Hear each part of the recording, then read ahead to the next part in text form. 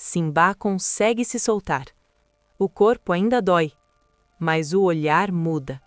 Agora é raiva, é vingança. Escondido, ele dá o troco, um por um, em cada homem que o machucou, inclusive Ernesto. Enquanto isso, a baronesa encena um beijo entusiasmado, tudo falso, tudo calculado. Um fotógrafo registra o momento. O clique ecoa. Mais tarde, Stella vê a foto no jornal. O choque é imediato. E a baronesa não para por aí. Ela invade o hospital, faz escândalo, mente sobre Túlio. Exige a demissão dele, na frente de todos. Mas um detalhe começa a ruir sua farsa, e a queda será pública e humilhante. Tudo começa quando Sandra dá um beijo encenado em Túlio. Outro teatro, outro jogo sujo. Um fotógrafo registra tudo. Túlio se afasta rápido, o rosto fechado. A revolta explode. Ele confronta a baronesa, tenta impedir o fotógrafo de ficar com a foto, mas falha. Na manhã seguinte, algo acontece. Uma confusão gigantesca começa a se espalhar pela cidade inteira. Enquanto isso, Simba se solta da armadilha. Cara de gato, pé de cabra. O menino respira fundo. Ele não vai deixar barato. Uma ideia surge, e um sorriso traverso aparece no rosto. Ele vai até os vilões. Os dois dormem sentados, lado a lado. Na cozinha, Simba pega um pacote de ovos, abre uma gaveta, encontra tinta azul. Depois, rasga um travesseiro, penas de ganso por toda parte. Ele monta o cenário, com calma, com prazer. Amarra os cadarços dos sapatos dos homens. Pega um ovo, arremessa no primeiro, depois outro, no segundo homem. Os dois acordam furiosos. Simba sorri, satisfeito. Lero, lero, vocês não me pegam. Os homens se levantam para correr atrás dele e caem, por causa dos cadarços amarrados. Caem sobre os ovos, sobre a tinta azul. Tentam se levantar, escorregam, caem nas penas de ganso. Ficam cobertos de meleca, tinta, ovo, pena de ganso. Simba sai correndo. Os dois vão atrás, ridículos, manchados dos pés à cabeça. As pessoas param na rua, olhando, rindo, chocadas. Simba encontra dois policiais. Aqueles homens querem me pegar, eles me trancaram na casa deles. Os policiais agem na hora, cercam os dois. Vocês vão para a delegacia. Simba ri, aliviado. Nesse momento, Candinho aparece. Corre até o menino, o abraça. Foi o Ernesto, Candinho. Ele queria pegar o Samir. Candinho se revolta, os olhos cheios de indignação. Isso não vai ficar assim. Ele leva Simba até a casa dos anjos. Deixa o menino em segurança. Antes de sair, fala apressado. Tenho algo importante para fazer. E parte, decidido. Ao sair, Candinho fala para si mesmo. A voz sai baixa, mas firme. Se eu não fizer nada para dar um basta nisso, uma hora ele vai conseguir pegar o Samir. Algum tempo depois, Sandra conversa com Ernesto, conta sobre o beijo encenado, como se fosse apenas um detalhe. Celso escuta e explode. Você não deveria ter feito isso. O tom é duro, cheio de reprovação. Nesse mesmo instante, Candinho aparece escondido, observa tudo, sem ser visto. Celso encara a irmã, não esconde a indignação. Para de se intrometer na minha vida. Sandra se cala, mas o olhar entrega tudo. Candinho franze a testa. Algo começa a fazer sentido. Ele pensa, aflito. Irmã? Será que é a Sandra? Não pode ser. Celso se afasta, o clima fica pesado. Ernesto se aproxima de Sandra, fala em tom baixo. Sandra, aquele menino, o Simba, ele conseguiu escapar. Sandra respira fundo e então retira a peruca. O disfarce cai. Esses homens que você contratou são uns inúteis. Pegaram a criança errada e ainda deixaram o Pestinha do Simbá fugir. Candinho arregala os olhos. O choque é imediato. Ele pensa transtornado. Então é a Sandra mesmo. Ela enganou todo mundo e ainda está prejudicando o Dr. Túlio. A raiva cresce. Mas isso não vai ficar assim. Não vai mesmo. No dia seguinte, durante o café da manhã na pensão, Túlio abre o jornal. Congela. Ali está, a própria foto, beijando a suposta baronesa. O coração dispara. Que brincadeira é essa? Olímpia olha por cima dos óculos e provoca. É, Dr. Túlio, quem te viu, quem te vê, não perdoou nem a baronesa. Nesse momento, Estela aparece, vê o jornal. Túlio se levanta. A voz sai desesperada. Isso foi uma armação! Estão tentando me prejudicar! Mas ninguém acredita. Os olhares se cruzam, os cochichos começam. Todos pensam a mesma coisa, que ele tem um caso escondido por trás de Estela. Túlio passa a mão no rosto, desesperado. Meu Deus, a Estela! Quando ela ver isso, ela não vai acreditar em mim. Túlio sai às pressas, vai para o hospital. Mas a falação continua. A foto se espalha por todo canto. Enquanto isso, Estela folheia o jornal sem imaginar o que vai encontrar. De repente, ela vê a foto de Túlio com a baronesa. O chão parece sumir. Meu Deus, é o Túlio! E aquela mulher? O peito aperta. Como ele foi capaz de fazer isso comigo? As lágrimas começam a cair, uma atrás da outra. Estela chora, desolada, completamente em choque. Anabela aparece, vê Estela chorando e se preocupa. Por que você está chorando, Estela? O que aconteceu? Estela disfarça, seca o rosto rápido. Não foi nada, só caiu um cisco no meu olho. Agora eu preciso ir para o hospital. Fica bem aí. Ela sai apressada, o coração pesado. No hospital, Túlio se aproxima. Basta um olhar. Ele percebe. Estela está furiosa. Estela, eu posso explicar. Ele respira fundo. Aquela foto foi uma armação. Por favor, só me deixe explicar. Estela cruza os braços. A voz sai fria. Você quer explicar? Então explica.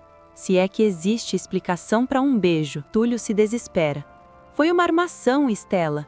A baronesa chegou e me beijou. Eu não queria. Você tem que acreditar em mim. Estela balança a cabeça, incrédula. E por qual motivo uma mulher como a baronesa iria querer te prejudicar?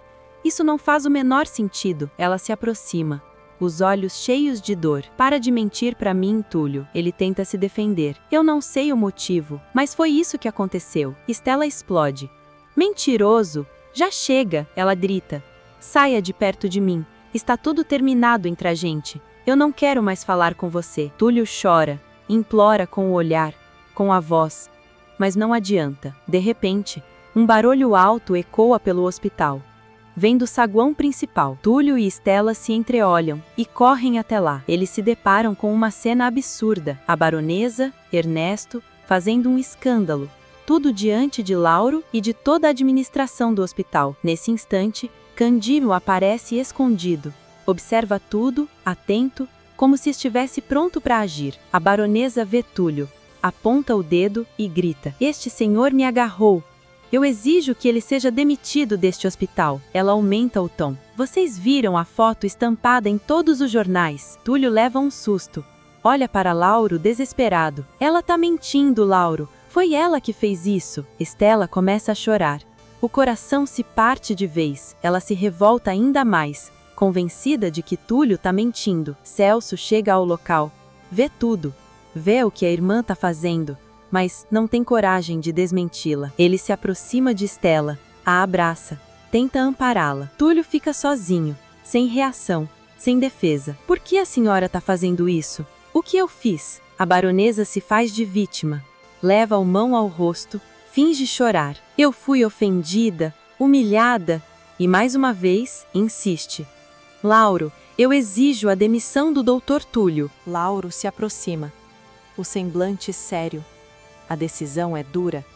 Túlio, diante dessa situação, eu vou ter que te dispensar. Túlio entra em desespero. O chão parece sumir. Estela fica em choque. Celso não consegue reagir. A baronesa abre um leve sorriso, quase imperceptível. Ernesto observa, satisfeito. Mas, de repente, você é uma farsante! A voz ecoa pelo saguão. Candinho surge, apontando o dedo, indignado. Ela armou tudo. Eu ouvi ela falando com o Ernesto. Todos se viram. O silêncio toma conta do lugar. Essa mulher não é baronesa nenhuma. Ela é a Sandra, irmã do Celso. Candinho respira fundo e solta tudo. Ela tá viva e quer separar o Túlio da Estela para ajudar o irmão. O choque é geral. Estela se afasta de Celso, devagar, sem conseguir acreditar. Ela dá a volta, se aproxima da baronesa por trás, sem que a mulher perceba. A baronesa entra em pânico, o rosto perde a cor. Ernesto reage rápido. Ele tá mentindo, tá inventando história. Mas Candinho não recua. Isso que ela tá usando é peruca. Manda ela provar que não é. A baronesa trava, não sabe onde colocar a cara. Estela estica a mão e puxa a peruca. O disfarce cai. Todos veem. É Sandra. O murmúrio se espalha. Túlio se emociona. Os olhos se enchem de lágrimas. Estela encara Celso. Então era verdade? Celso abaixa a cabeça e balança afirmativamente. Estela se vira para Túlio, cheia de culpa. Me perdoa. Túlio a abraça. Perdoa, sem hesitar. Lauro suspira aliviado. A demissão está cancelada. Sandra olha para Ernesto e entende. A casa caiu. Os dois tentam fugir. Candinho corre atrás deles, gritando alto. Polícia! Pega a polícia! Do lado de fora, Ide vê tudo e age por impulso. Ela entra na frente dos dois, tenta impedir a fuga. Abre os braços, tenta segurá-los. Mas Ernesto segura Ide pela mão. A voz sai fria. Não me segura. Eu queria ver a sua cara quando descobrir a verdade sobre o seu pai. Ide congela, em choque. O quê? O que você sabe sobre meu pai? Me fala! Ernesto grita, já se soltando. Descubra por conta própria. Ele se desvencilha e foge. Candinho continua correndo atrás deles. Ide fica parada. As palavras ecoam na cabeça. Ela pensa. Decide agir. Mais tarde, Ide leva flores ao túmulo do pai, o coração apertado. De longe, ela vê uma senhora muito idosa, parada diante do túmulo. Ide observa, em silêncio. A mulher deixa uma rosa sobre o túmulo. Depois se vira e vai embora. Ide se aproxima. Vê a flor vermelha, ainda fresca. Ela olha em volta, procura a senhora. Mas ela já desapareceu. Ide engole em seco. Quem será que era essa mulher? Por que deixou uma rosa aqui? As lágrimas caem. Por que você nunca quis me assumir? O que eu fiz para você não gostar de mim? Ela soluça. A voz sai fraca. Saiba que, onde quer que você esteja, eu te perdoo. Ide se afasta do túmulo, o coração apertado. Mais tarde, ela conversa com Araújo. Eu vi uma senhora deixando uma flor para o meu pai. Era uma mulher bem idosa. De onde será que ela conhece ele? Araújo pensa por um instante. Talvez seja alguma parente dele. E se for, também é sua. Os olhos de Ide brilham. A esperança nasce. Será que é alguém da minha família? Mas então, por que a Janete nunca me disse nada? Araújo responde com cautela. Talvez ela tenha algo a esconder. Algum segredo que não quer que você saiba? Ide franze a testa. Fica inquieta. Araújo continua. Se ainda tivesse alguma forma de você encontrar essa idosa e conversar com ela? Ide fica pensativa. Então se lembra. Eu vi outras rosas secas perto do túmulo. Acho que ela vai lá com frequência. Talvez todo domingo de manhã. Araújo concorda com a cabeça. Faz sentido. Você pensou bem. Ide se anima. É isso, Araújo. Eu vou ficar atenta. Quando eu ver ela de novo, vou seguir essa senhora e descobrir se ela sabe de algo que eu não sei. Alguns dias depois, Ide volta ao cemitério. De longe, ela vê a senhora idosa se aproximando. A mulher para, coloca outra rosa vermelha sobre a lápide. Ide observa tudo, em silêncio. Dessa vez, ela não deixa a idosa fugir. Assim que a mulher começa a se afastar, Ide vai atrás.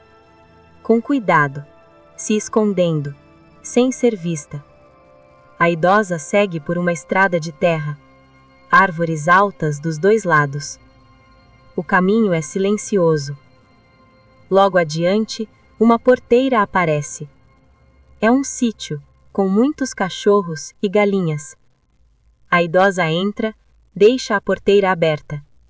As galinhas começam a segui-la, os cachorros também. A mulher entra num casarão antigo. Ide se aproxima devagar. Vai em direção à porta. De repente, 2 cachorros começam a latir. Alto, furiosos. Ide se desespera, o coração dispara. Nesse instante, a senhora aparece. Vê Ide e grita. Ches! Lili! Vai deitar! Vai! Os cachorros param de latir, obedecem e vão para as casinhas. Ide fica parada, sem saber o que dizer. Ide respira aliviada e agradece. Ela se aproxima da senhora. A idosa pergunta desconfiada. A moça tá perdida? Ide responde com cuidado. Na verdade, não. Eu vim atrás de uma informação. A senhora franze a testa. Quer saber o endereço de alguém daqui da região? Eu conheço todo mundo que mora por aqui. Ide balança a cabeça. Não. Hoje eu vi a senhora visitando o túmulo de um homem. A senhora é parente dele? No instante da pergunta, a idosa leva um susto. O rosto muda completamente. Quem é você? Vá embora! Ide se assusta. O que houve? Eu disse alguma coisa errada?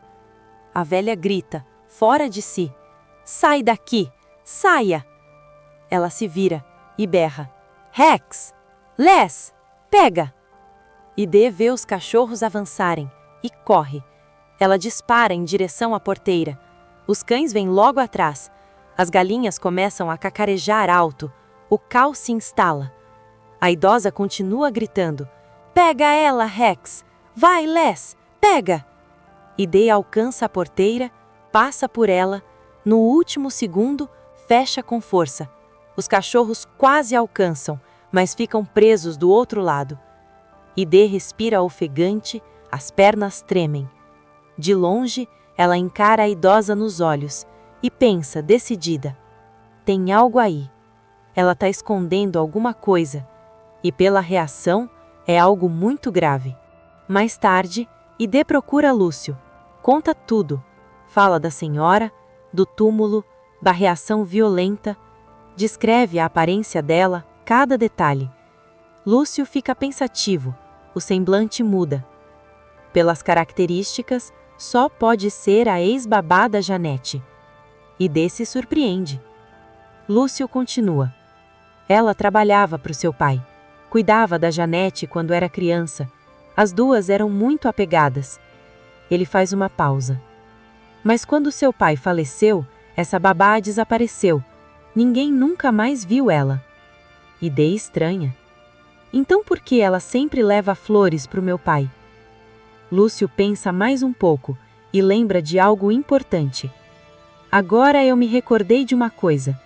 Quem entregava as cartas do seu pai para sua mãe era exatamente essa babá.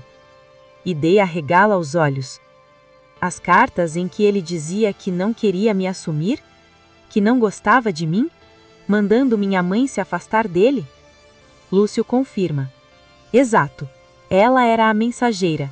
Seu pai escrevia e ela entregava. Idê sente um aperto no peito, mas algo não fecha. Mas tem uma coisa que não se encaixa. Por que ela levaria flores toda semana para o meu pai? De repente, uma ideia atravessa a mente de Idê. O olhar muda, fica decidido. Sem dizer mais nada, ela se levanta e sai apressada da casa de Lúcio. Idê vai até a administração do cemitério, o coração ainda acelerado. Ela conversa com um velhinho. É ele quem cuida do local. Boa tarde. Eu queria uma informação. O homem ergue os olhos, atento. Tem uma senhora que vem aqui todo domingo. Ela deixa uma rosa no túmulo 314. O senhor sabe me dizer quem ela é?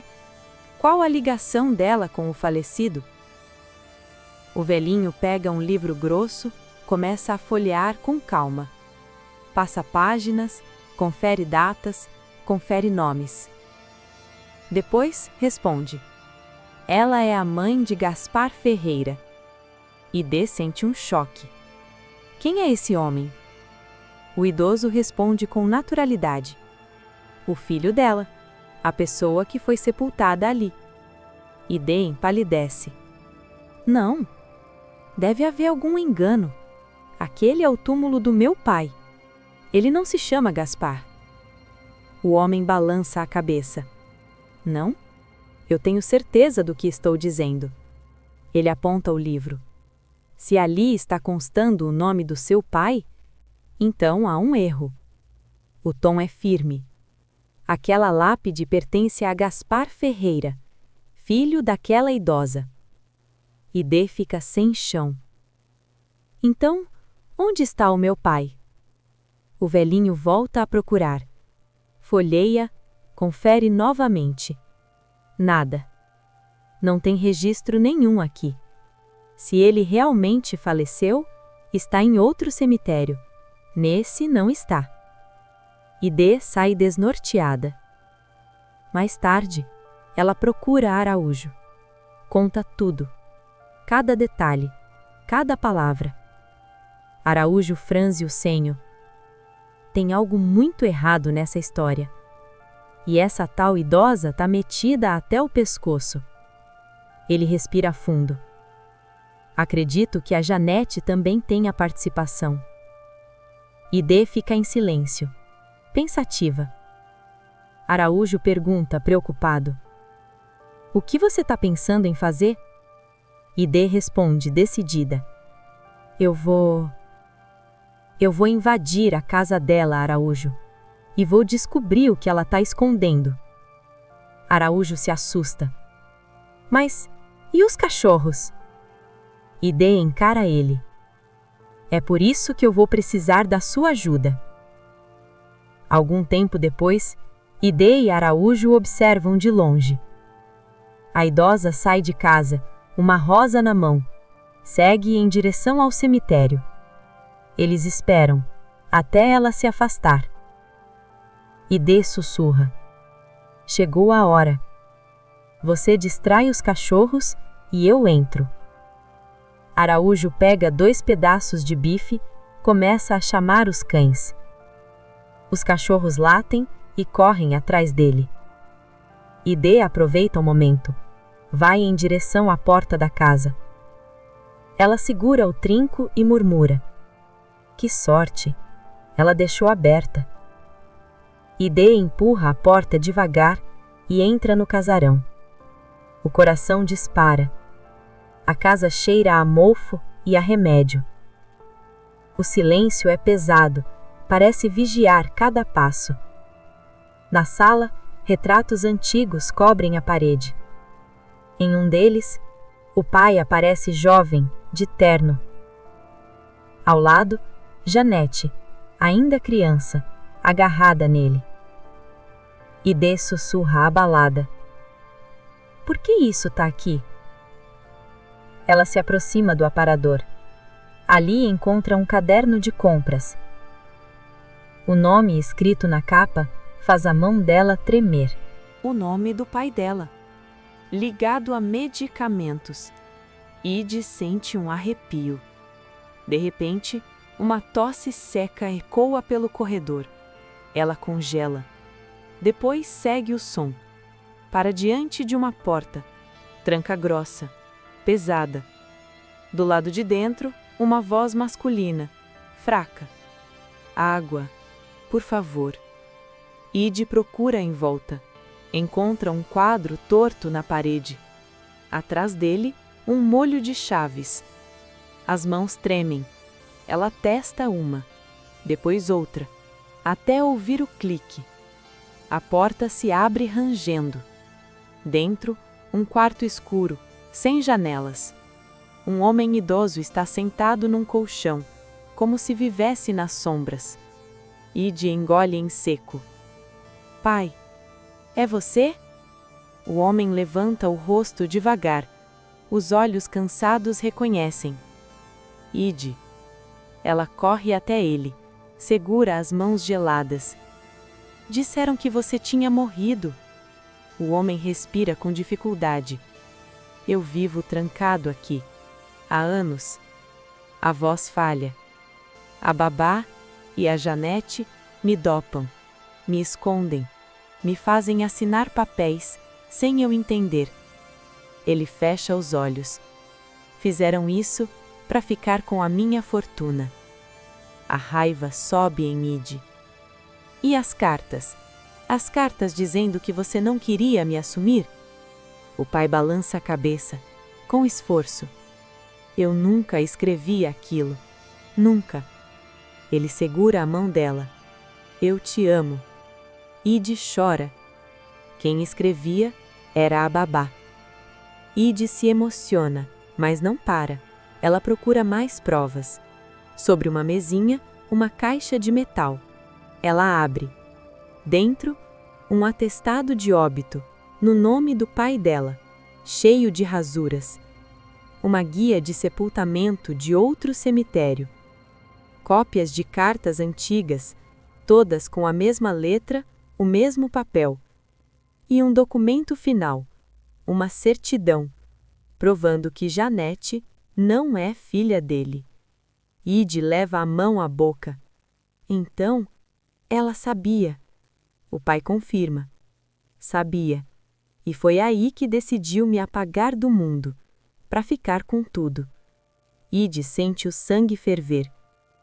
Nesse instante, Araújo surge na sala, ofegante. Ide, ouvi um carro. Acho que elas estão voltando. A babá e a Janete. Ide reage rápido. Tranca o quarto. Olha nos olhos do pai. Sussurra. Confia em mim. Eu volto já. No corredor, ela encara Araújo, sem medo. Chega de correr. Ergue a caixa de metal. A gente vai desmascarar a Janete, onde ela gosta. Araújo estranha. Como? Ide responde firme, com prova e com imprensa. Na mesma noite, a Rádio Paraíso recebe uma homenagem luxuosa. Câmeras de televisão, imagem em preto e branco. Um repórter narra ao vivo. Estamos acompanhando uma noite histórica. Janete sobe ao palco, sorriso ensaiado, posa para os fotógrafos. Ela fala como se fosse a filha mais sofrida do Brasil. Ao lado dela, a babá, vestida de preto, segurando uma rosa vermelha com expressão de santa. Janete pega o microfone. Meu pai foi um homem inesquecível, e eu vou cuidar do legado dele. A plateia aplaude, forte. De repente, as portas do salão se abrem. O clima muda na hora. Idé entra firme, ao lado de Araújo e de Lúcio. Atrás deles, um homem aparece e ninguém espera. O pai dela, vivo, apoiando-se numa bengala. O salão congela. Um jornalista grita: "Quem é esse senhor?" ID dá um passo à frente, fala alto, para todos ouvirem. "É o homem que vocês disseram que faleceu, é meu pai." Ela aponta. "Ele nunca esteve no túmulo 314. Aquele túmulo é de Gaspar Ferreira, filho dessa mulher." A câmera fecha na babá. Ela empalidece. Janete dá um passo para trás, atônita. Ela tenta reagir. "Isso é uma armação." ID ergue o papel. "Armação é isso aqui." Ela mostra o atestado falso. "E essas cartas também." ID encara a câmera. "Meu pai nunca me rejeitou. Quem me fez acreditar nisso foi a babá, usando o nome dele." Araújo levanta outro documento. "E mais uma coisa, Janete nem filha dele é." A certidão aparece. O salão vira um murmúrio. Choque total. O pai encara Janete. A voz sai firme. "Você me trancou, me dopou, roubou a minha vida." Ele respira fundo. "E como você nem minha filha é, você não tem direito a nada." ID completa. "Eu já pedi o bloqueio das contas e vou tomar posse da fortuna do meu pai agora mesmo." Policiais entram no salão, seguram Janete e a babá. As câmeras não param. Os repórteres repetem o nome de ID para o Brasil inteiro. Do lado de fora, o ar parece mais leve. ID abraça o pai com força. Ele encosta o rosto no cabelo dela. "Eu só queria te ver." ID chora e responde emocionada: "Agora você vem comigo. Vai morar comigo, pai. A nossa vida começa de novo." Araújo observa, com os olhos marejados. Ele sussurra: "A verdade apareceu." E agora, queremos saber: que nota você acha que ID merece por ter conseguido salvar o próprio pai? Deixe sua resposta nos comentários e clique no botão de gostei para continuar recebendo mais vídeos da novela.